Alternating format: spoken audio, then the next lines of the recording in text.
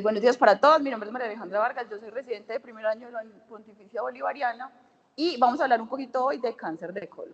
Recordando un poquito que el intestino grueso va a ser la prolongación desde la válvula ileocecal hasta el ano y este va a medir más o menos 1.3 a 1.8 metros usualmente. Se va a dividir en ciego, colon ascendente, colon transverso, colon descendente, sigmoides, unión recto-sigmoidea, que va a ser el recto, que a su vez se va a dividir en recto superior, recto medio, recto inferior, y lo que ya vamos a hablar después, que es el canal anal.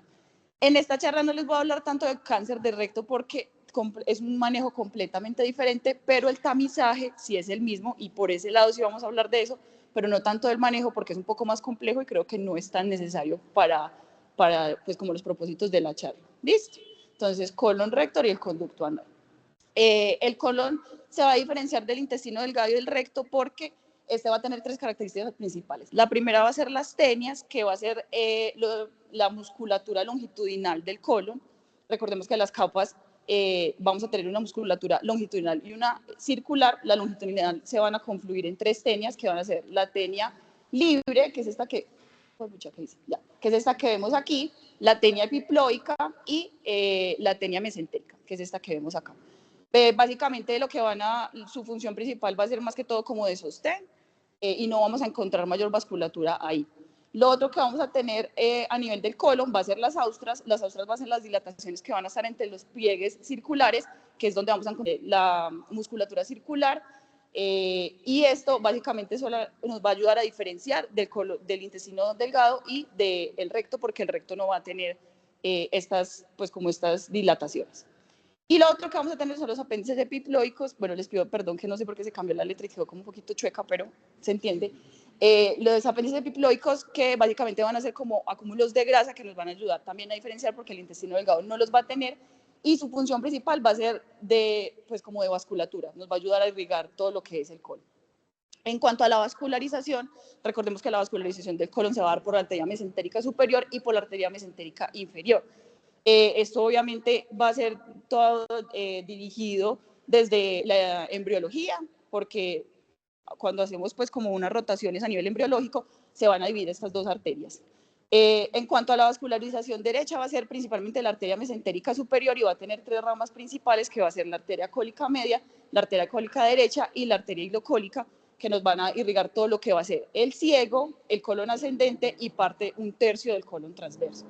Esto porque es importante, porque vamos a ver que en el manejo quirúrgico del cáncer de colon, cuando hacemos hemicolectomías, dependiendo de la rama que nos estemos llevando, diciéndolo coloquialmente, que estemos ligando, vamos a hablar de hemicolectomías derechas, izquierdas o derechas extendidas. En cuanto a la vascularización izquierda, va a ser principalmente de la arteria mesentérica inferior y a su vez va a tener tres ramas importantes, que va a ser la arteria cólica izquierda, las arterias sigmoideas y la rectal superior. Recordemos que la rectal inferior y la rectal media van a ser ramas más que todo de las ilíacas y sus ramas quedan.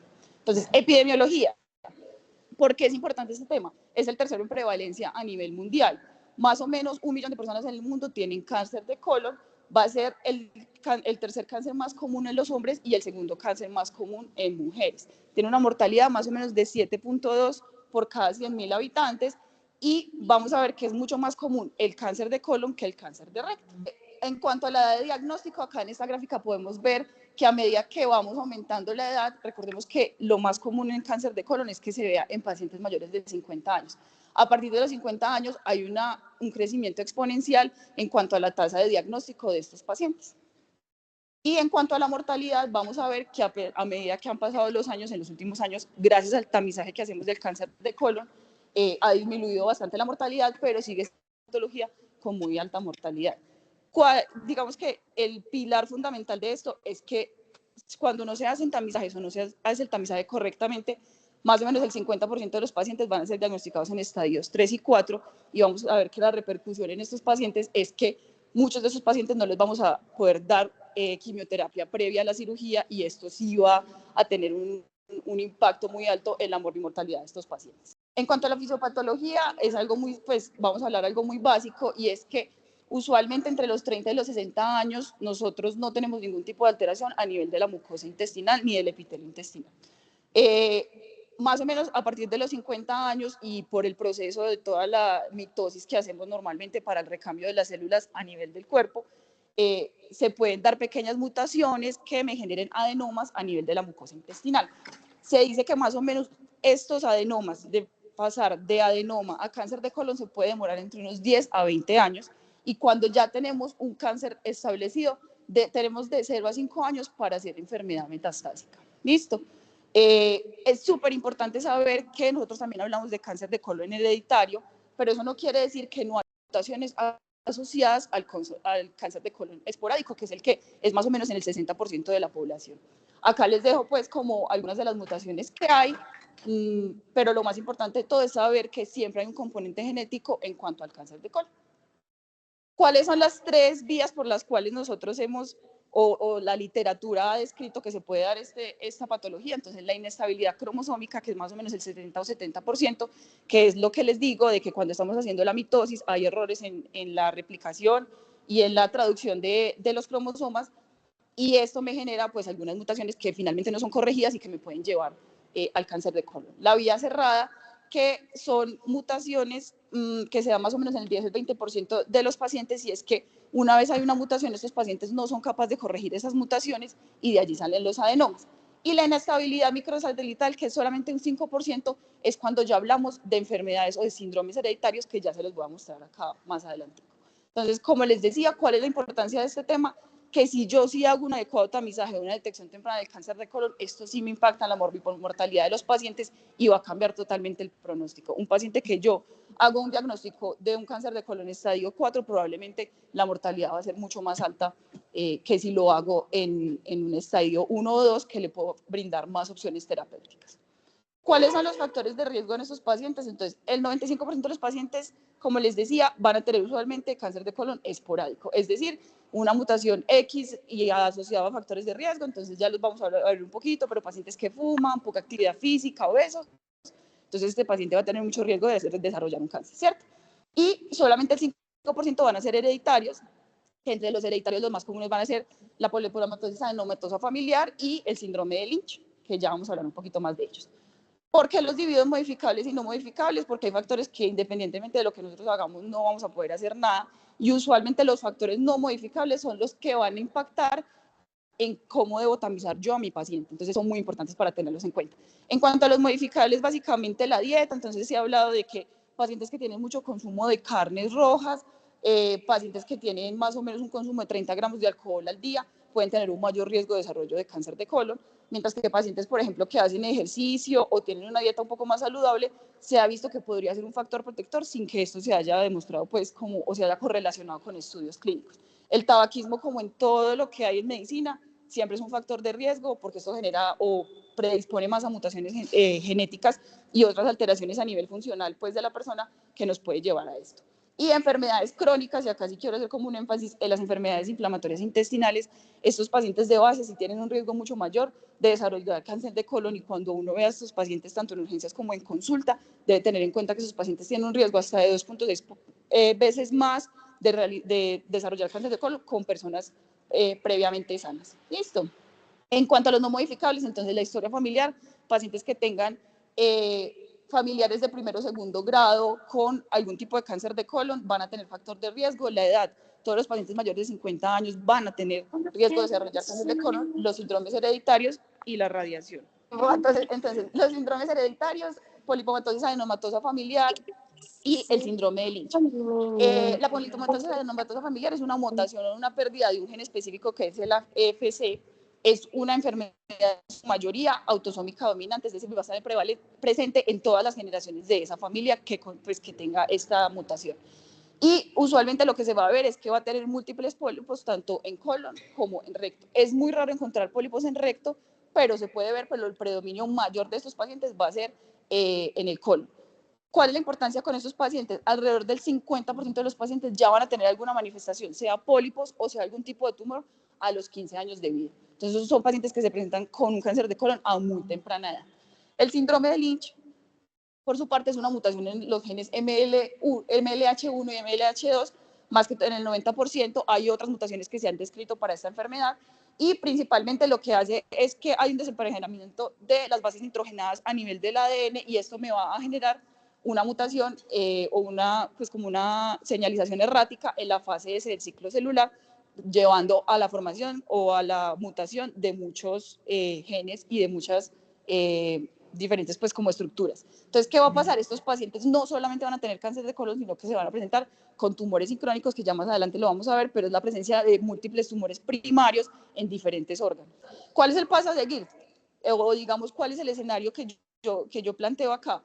Tenemos dos escenarios: un paciente asintomático completamente, cualquier persona en el mundo que llegue a la consulta por X o Y motivo, y un paciente sintomático. Para los pacientes asintomáticos de cáncer de colon, lo que vamos a buscar siempre es si ese paciente yo le tengo que hacer un tamizaje o no.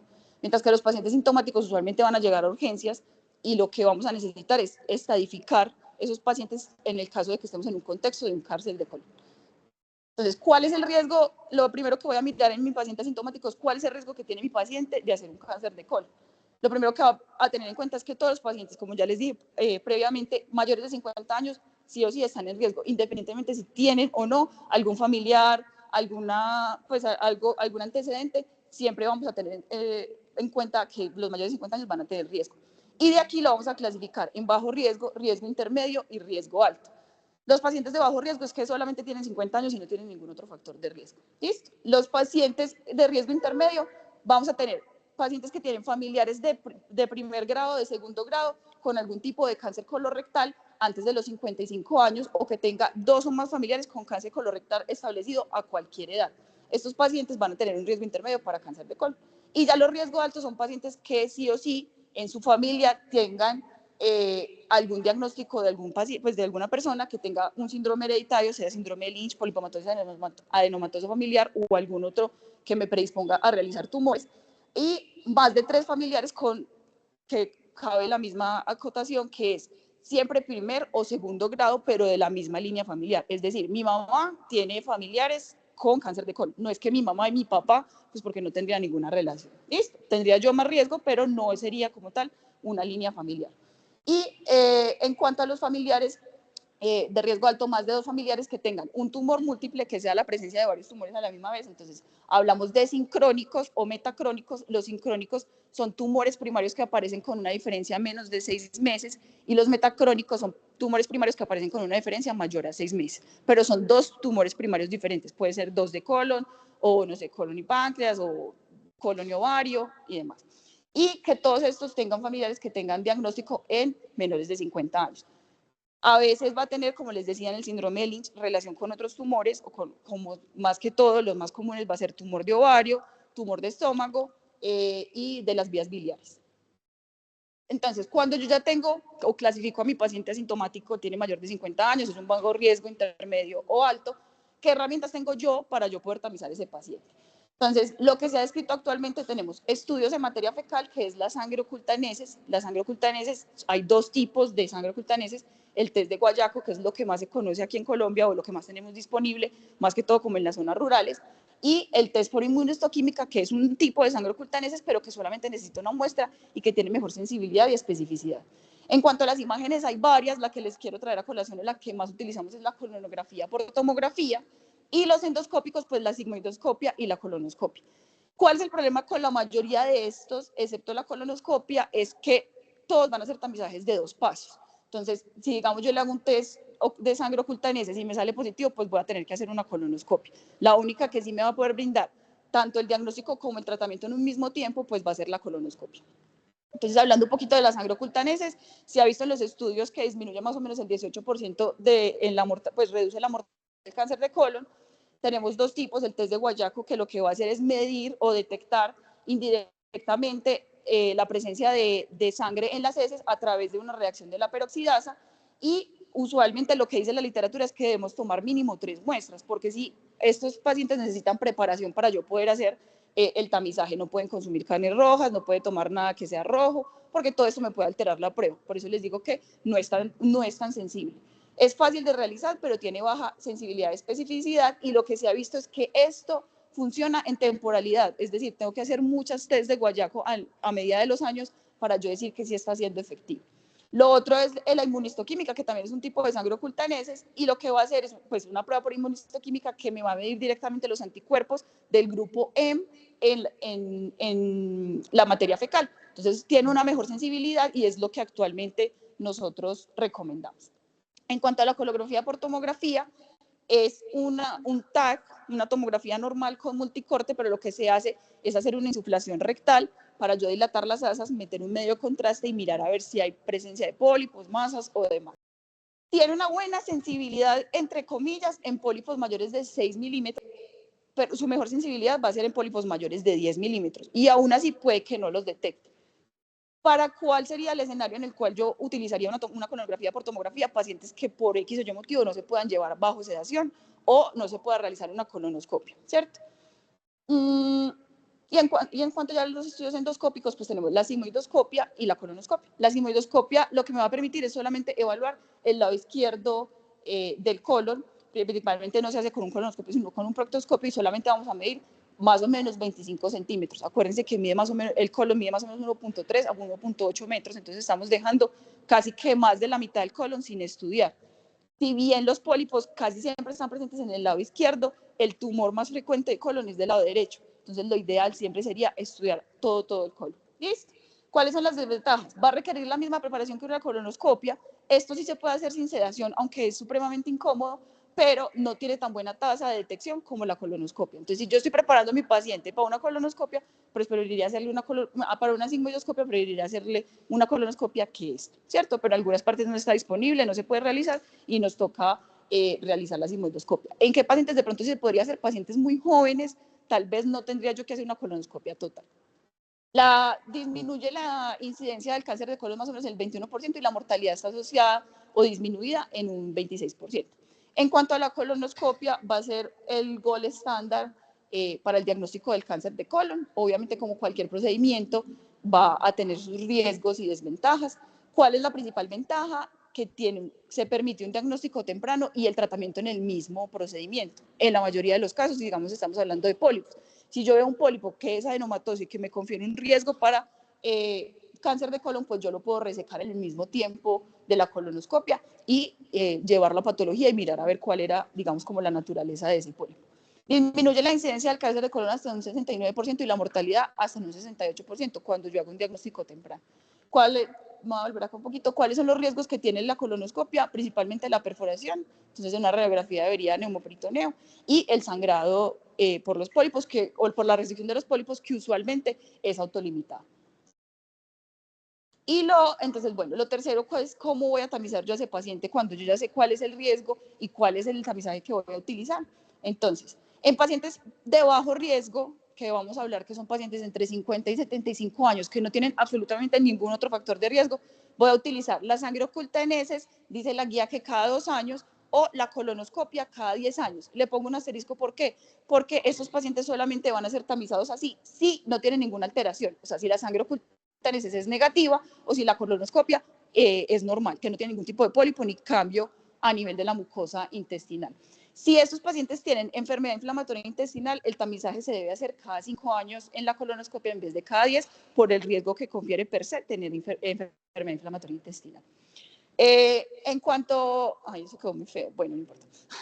En cuanto a los pacientes con riesgo intermedio, que son familiares que tienen cáncer colorectal, como ya les mencioné previamente, vamos a hacer colonoscopia cada 5 años. ¿Cuándo lo voy a iniciar? A los 40 años o 10 años antes del diagnóstico del paciente o del caso índice en la familia, ¿cierto? Entonces, si al hermano le diagnosticaron cáncer de colon a los 35, pues la ideal sería hacerle una colonoscopia a los 25.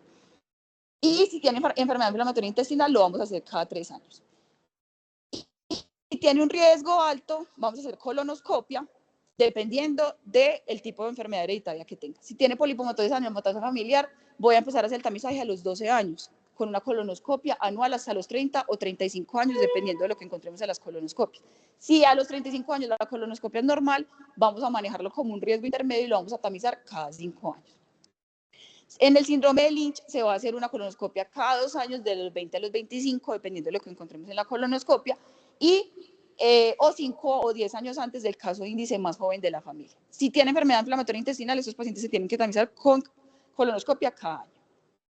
Entonces, la tamización, ya les voy a mostrar una gráfica pues más concreta, pero usualmente entonces lo que vamos a hacer es colonoscopia cada 10 años si es normal, pero ¿y si no es normal mi colonoscopia? O sea, si encontré algún pólipo, si ese pólipo tiene alguna característica de malignidad, ¿qué vamos a hacer? Entonces, los pólipos van a ser protrusiones de la mucosa y eso se van a clasificar en pólipos neoplásicos y no neoplásicos. Los que tienen potencial de malignidad son los pólipos neoplásicos. Los pólipos no neoplásicos, si yo encuentro en una colonoscopia, no voy a tener por qué repetirle y la tamización va a ser cada 10 años común y corriente. Entonces, ¿cuáles son los pólipos neoplásicos? Van a tener unas características colonoscópicas específicas que claramente nosotros no tenemos por qué saberlas, pero eso lo va a reportar la persona que está haciendo la colonoscopia. Son los tubulares, los tubulovellosos y los vellosos. Y en ese mismo orden es el riesgo que tienen de progresar a cáncer de colon. Es decir, los vellosos son los que más riesgo tienen de hacer un cáncer de colon. Están presentes más o menos en el 20% al 60% de las colonoscopias que se hacen como tamizaje. Los no neoplásicos, que son los hiperplásicos, los amartosos, los inflamatorios, los mesenquimales, no confieren en ningún riesgo de cáncer de colon, y si tengo un hallazgo de estos en mi colonoscopia, sigo un tamizaje completamente normal, sería más o menos cada 10 años.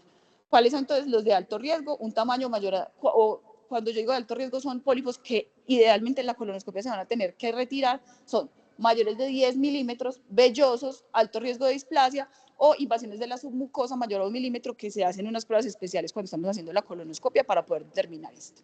¿Listo? Entonces así se verían. Estos son los pólipos que se pueden ver. ¿Listo? Entonces uno siempre va a mirar qué tipo de invasión tiene. En cuanto al seguimiento, esta es la gráfica que les decía. Bajo riesgo, los pacientes con bajo riesgo, o sea, pacientes mayores de 50 años, menores de 75, que tienen una colonoscopia relativamente, digamos, una normal o que no tienen ningún antecedente de cáncer de colon en la familia, y yo le encuentro de 1 a 2 pólipos adenomatosos menores a 10 milímetros, el tamizaje va a ser cada 5 años. Si yo tengo un riesgo intermedio y en la colonoscopia tengo 3 o 4 pólipos adenomatosos menores a 10 milímetros, o uno o dos que sean mayores a 10 milímetros, voy a hacer una colonoscopia cada 3 años. Y si tengo un riesgo alto y tengo 5 más pólipos menores de 10 milímetros o 3 o más de mayores a 10 milímetros, la colonoscopia va a ser cada 10 años. Y con esto yo voy a ir jugando. Es decir, tengo un paciente bajo riesgo, le hice una colonoscopia a los 5 años y a los 5 años me salió normal, yo puedo volver a ese paciente a un tamizaje normal cada 10 años. Lo mismo, si digamos no me salió normal, sino que ahora tiene más pólipos o me confiere un riesgo intermedio, entonces ya no lo voy a hacer cada 5 años, sino cada 3 años. ¿Sí? Digamos que es un tamizaje dinámico.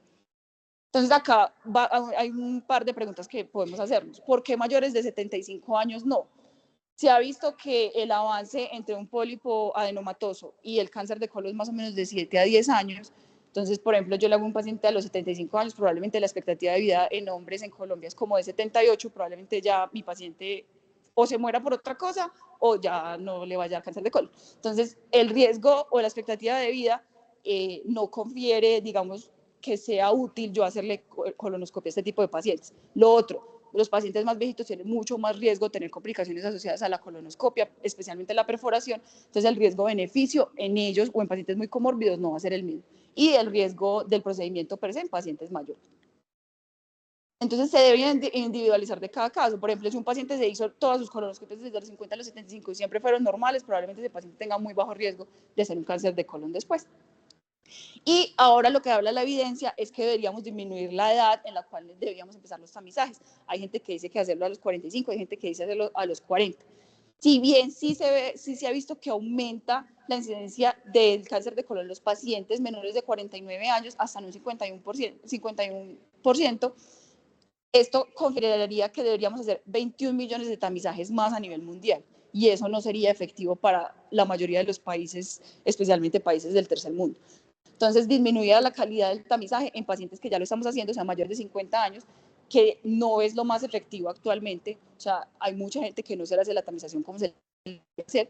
Entonces, digamos que por ahora no, las guías, por lo menos las colombianas, no han cambiado esto.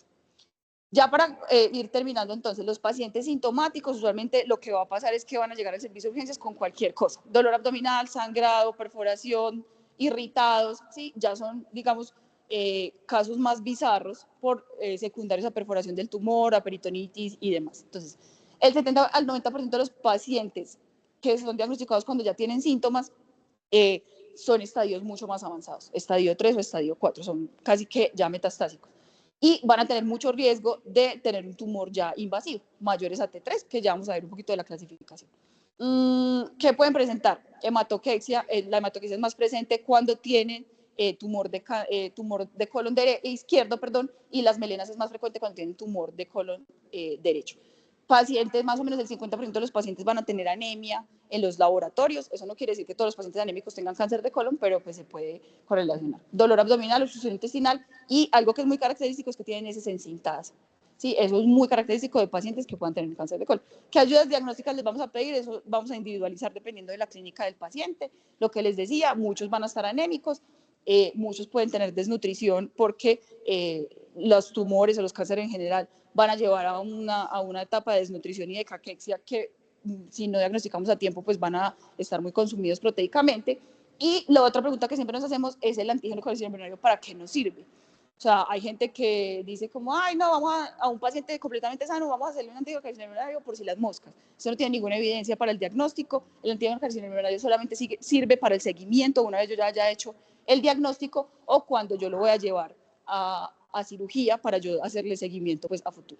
¿Qué imágenes voy a utilizar? Lo ideal sería hacer una colonoscopia, pero muchas veces un paciente que llega con dolor abdominal no le va a hacer colonoscopia de entrada, entonces probablemente va a tener un TAC de abdomen donde voy a evidenciar la masa y ya después lo voy a direccionar dependiendo de lo que tenga. En cuanto a las urgencias, les voy a hablar de 3 muy puntuales, que a pesar de las estrategias de tamizaje, más o menos el 33% de los pacientes van a debutar con una urgencia oncológica. La importancia de las urgencias no es que mi paciente ya va a llegar en la urgencia oncológica, sino darle el mejor manejo que se pueda para yo no propagar el cáncer, ¿cierto? O no hacer una intervención que me pueda empeorar la condición basal de ese paciente. Entonces, evitar el impacto negativo de la complicación, lograr un mejor control tumoral, eso más que todo pues para el manejo quirúrgico, porque cuando entramos a esas cavidades, pues son pacientes que no se les puede determinar muy bien cuáles son los márgenes y demás, y esto va a llevar pues a complicaciones más que todo metastásicas. Y asegurar siempre que yo le pueda después dar una quimioterapia. Muchas veces no podemos iniciar la quimioterapia después de un procedimiento quirúrgico porque los pacientes se complican un montón, entonces no sé, quedan 2 meses en UCI y ya después va a ser metástasis y ya no hicimos nada, ni quitándole el tumor, ni dándole quimio, ni nada. ¿Listo? Entonces, ¿cuáles son las urgencias? La principal es la obstrucción intestinal. Siempre que yo tengo una obstrucción intestinal de asas, pues de colon, yo siempre debo pensar en un tumor, ¿sí? Las bridas van a ser la principal causa en obstrucción intestinal de intestino delgado, pero que una brida me llega a obstruir un colon, eso es supremamente raro. ¿Listo? La radiografía tiene una muy buena sensibilidad para yo hacer el diagnóstico como tal de obstrucción intestinal, pero no para saber por qué es. Entonces, probablemente a esos pacientes les vamos a tener que hacer una tomografía o demás. Vamos a tener, ¿qué vamos a encontrar en esto? Distensión conórica, el famoso signo del grano de café, especialmente en volúmenes del sigmoides, y la ausencia de gas distal. ¿Listo? En cuanto a la perforación intestinal, más o menos el 12% de las urgencias se asocia hasta el 50% a mortalidad. Sí, esos pacientes que llegan perforados, llegan irritados en muy malas condiciones generales y probablemente no vamos a poder hacer, o digamos que va a ser más difícil el manejo de estos pacientes. Esto es un tumor que resecamos, que estaba perforado, acá se veía pues como la perforación, esto es el sigmoides, y usualmente son muy invasivos, entonces a veces no se puede resecar la totalidad de los márgenes oncológicos y llegan pues con muchas complicaciones. El diagnóstico de estos pacientes perforados usualmente es clínico porque llegan muy inestables. Y el sangrado, el 11% de las hemorragias del tracto digestivo inferior, la mayoría van a ser autolimitadas, no vamos a tener que hacer colonoscopia, acuérdense que la colonoscopia tiene muchísimos riesgos, a veces se les pueden hacer angiotomografías cuando los pacientes están muy inestables, pero lo ideal sería que a esos pacientes yo les hago la colonoscopia a las 12 a las 24 horas posterior al ingreso para mirar si de pronto se puede hacer un manejo adicional. En cuanto a la estadificación, no voy a entrar mucho en detalles, lo que sí quiero que se lleven es que dependiendo del estadio 4 usualmente va a ser metastásico, algunos pacientes muy jóvenes se les pueden hacer metastasectomías y demás, pero usualmente a esto solamente le vamos a dar manejo paliativo. Se le hace ampliación de los estudios con TAC de abdomen, el TAC de tórax para mirar si tiene metástasis pulmonares y el TAC de abdomen principalmente metástasis hepáticas, que es lo más común que encontramos en cáncer de colon. Y lo otro que debemos hacer con los pacientes es optimizarles, que las comorbilidades estén muy estables y el estado nutricional sea el mejor para poderlo llevar a cirugía en caso de que sea candidato a manejo quirúrgico. Entonces ya para finalizar, ¿qué tratamiento le voy a dar? Quirúrgico y oncológico. Les voy a dejar unas bases pues, como para los que les guste cirugía, pero no me voy a ahondar mucho en eso. Acá quiero hacer una salvedad. Recuerden que la neoadyuvancia es toda la quimioterapia que se da previo a hacer un procedimiento quirúrgico. En cáncer de colon es específicamente está muy debatido, casi no se utiliza, usualmente solamente usamos la adjuvancia, que es la terapia oncológica posterior al procedimiento. En cáncer de recto sí se utiliza neoadjuvancia y adjuvancia, pero eso no es que mejore la mortalidad ni nada, simplemente es para disminuir como la morbilidad asociada, especialmente cuando hablamos de esfínteres anales. Los principios quirúrgicos van a ser principalmente dependiendo de la localización. Cuando tenemos un diagnóstico de un cáncer de colon que puede ser quirúrgico o que puede operar, usualmente hacemos un tatuaje por colonoscopio para yo poder, cuando entrar a la cavidad, sobre el tumor se va a ver más o menos o se va a marcar a qué nivel está y yo poder ubicarlo más fácil en cirugía. Los principios quirúrgicos van a ser los márgenes, usualmente vamos a resecar 5 centímetros proximales y distales, hay guías que dicen 10, pero usualmente lo que se habla ahora es que 5 es suficiente. La excisión mesocólica completa, que es retirar toda la vasculatura y los ganglios que están asociados, y la linfadenectomía, que quiere decir que cuando yo saco más de 12 ganglios linfáticos, hablo de que sí le puede quitar todos los ganglios al paciente que tiene un cáncer de colon, y eso lo que me va a disminuir es las metástasis pues, linfáticas. Siempre voy a hablar de que quiero hacer una reacción R0, que es R0, que los márgenes tanto macroscópicos como microscópicos estén completamente limpios y tenga 12 ganglios linfáticos previamente pues ya establecidos. Y acá les dejo pues una imagen de lo que es una hemicolectomía derecha. Le voy a quitar ciego, colon ascendente y el tercio del transverso, extendida cuando me voy a llevar más que todo las ramas de la arteria cólica media, y la izquierda pues que me voy a llevar todas las ramas de la arteria mesentérica inferior. Y ya para terminar, la adjuvancia, entonces solamente están indicados en pacientes que yo les puedo hacer una buena resección quirúrgica y que están en estadio 3 o en estadio 2 con algún tipo de factor de riesgo, cáncer de colon, o que haya requerido perforación o cirugía urgente, porque como les decía, no es tan fácil en esos pacientes hacer una buena resección. Y en cuanto a la quimioterapia, pues eso ya es algo más de residentes, pero se les da terapias por 12 semanas con el fin de disminuir como lo que haya podido quedar de la cirugía. ¿Listo? ¿Cuál es la conclusión que quiero que se lleven con esta charla? Es que el tamizaje del cáncer de colon de verdad salva vidas y disminuye considerablemente la mortalidad. Con que ustedes sepan cómo tamizar adecuadamente un paciente, o que por lo menos entiendan cuando les llega con un pólipo, con una colonoscopia con un pólipo, qué debo hacer con ese paciente, se los juro que le están salvando la vida a alguien. Y la meta siempre va a ser disminuir el diagnóstico en estadios avanzados o que nos lleguen a urgencias, y más que todo captar a esos pacientes pues en consulta externa. Y esto les dejo pues el QR, es la bibliografía que utilicé para la charla. Muchas gracias.